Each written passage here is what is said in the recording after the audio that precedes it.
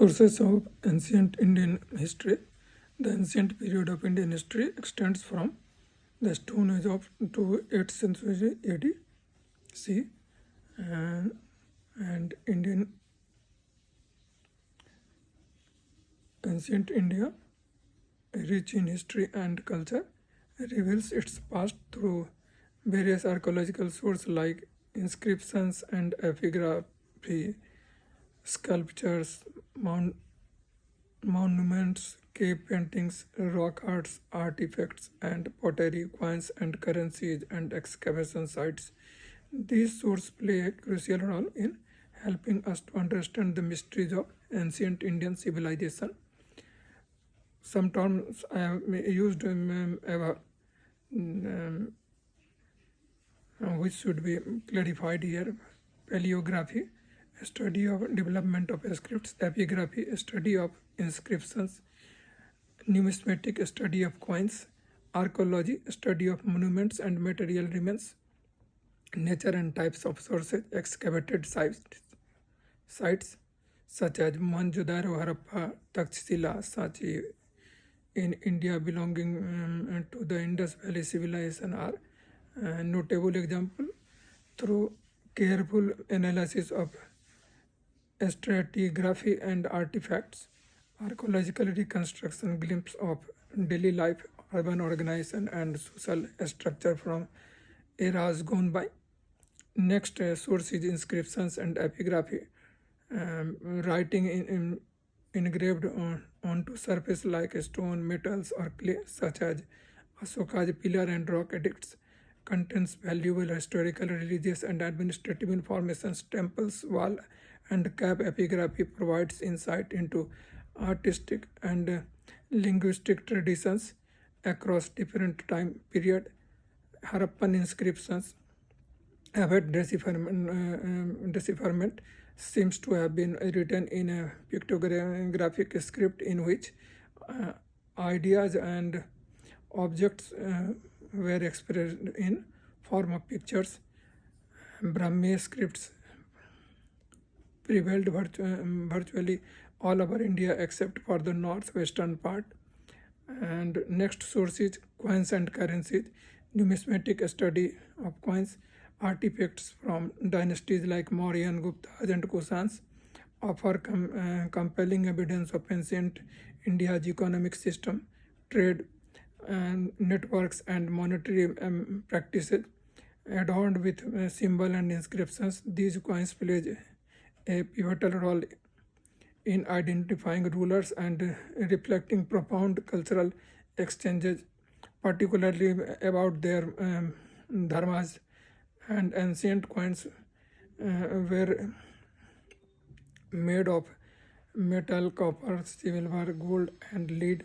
As coins were used for various purposes, such as donations, a mode of payment, and medium of exchanges, they throw considerable light of economic history. The largest number of Indian coins date to the post-Mauryan period. These were made of lead, protein, copper, bronze, silver, and gold. The Gupta issues the largest coins of gold coin. Next is coming in source is artifacts and pottery.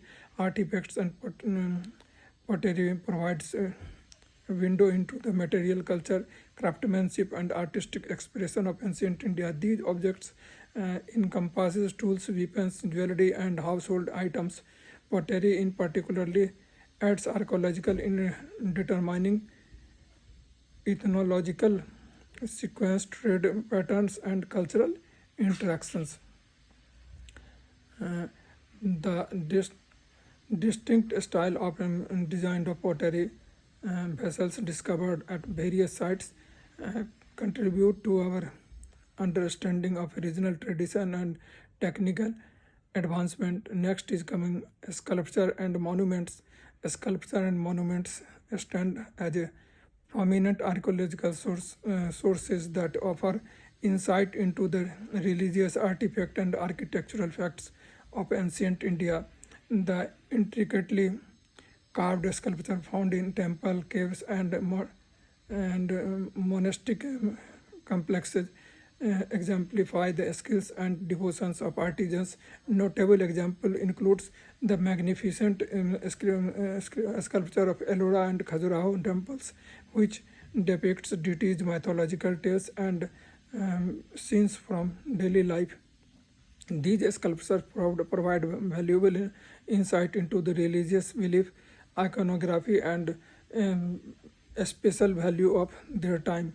Next is coming cave paintings and rock cut prehistoric artwork adorn caves, shelters, and rocky surfaces throughout India, providing mesmerizing glimpse into the past. Next is Bhimbetka rock shelters in Madhya Pradesh, home some of the world's oldest rock painting dating back millennia. And these masterpieces serve as invaluable window into the lifestyle, rituals, and cultural practice of early human societies. Next is coming literary and historical text.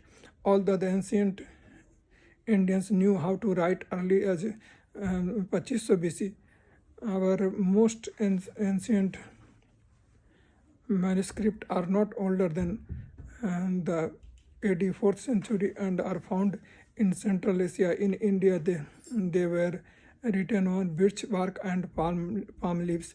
In Central Asia, manuscripts were also written on sheep leather and wooden tablets.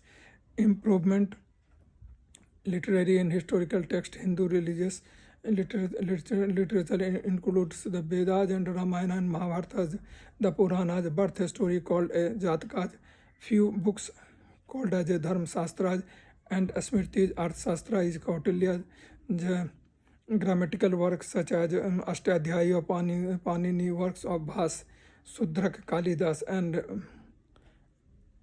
Banavat, works of Kalidas comprise Kavya and drama, the most famous of which is Abhigyan Sakuntalam, earliest Tamil item, Tamil text in the corpus of Sangam literature. Next is coming foreign accounts.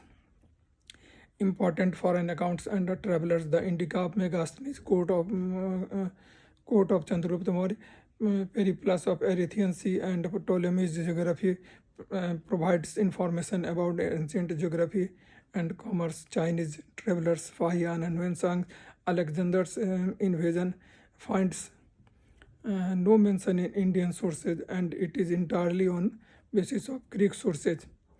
And radiocarbon dating C14 radiocarbon or carbon 14 C14 is a radioactive carbon isotope which is present in all living objects. By measuring the loss of C14 content in the ancient object, its age can be determined. This is because, as stated earlier, the decay of C14 takes place at an uniform rate. The half life of a radioactive matter is defined as the period during which half the radioactive contents in the object disappears. The half-life of the C14 68 years. No antiquity older than 70,000 year can be dated by this method. Okay. Next is colonial views, nationalist approach, and contribution.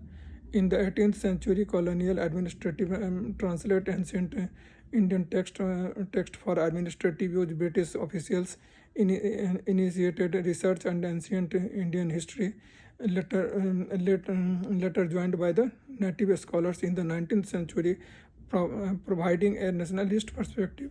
Following are the major steps taken by the research and archaeologists and scholars in the past 2 centuries. Colonial first is Sir William Jones, 1746 1994, supported the Governor General Warren Hastings. He started by traveling Kalidas Abhigyan Sakuntalam into translating the Kalidas Abhigan Sakuntalam into English in 1789. He also founded the Asiatic Society of Bengali in Calcutta in 1784. Next is Charles Wilkins. He too supported by administration of William in Calcutta, translated Bhagavad Gita into English in 1785.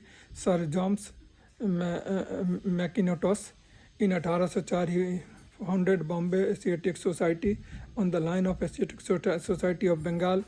And next is Frederick Max Muller.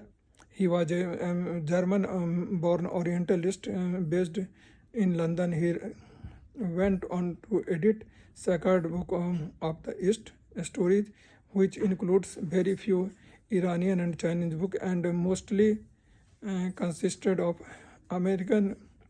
ancient Indian writings.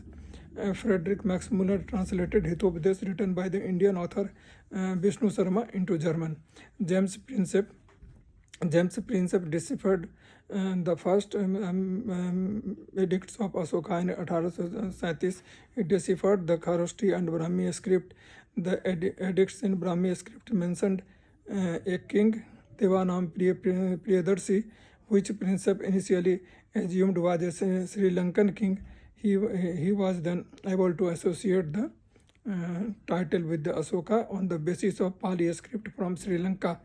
Alexander Cunningham in 1861 he was appointed as the newly created position of archaeological surveyor to the government of India, and he founded an organization what later became the Archaeological Survey of India, ASI, a statutory body and attached agency of Ministry of Culture.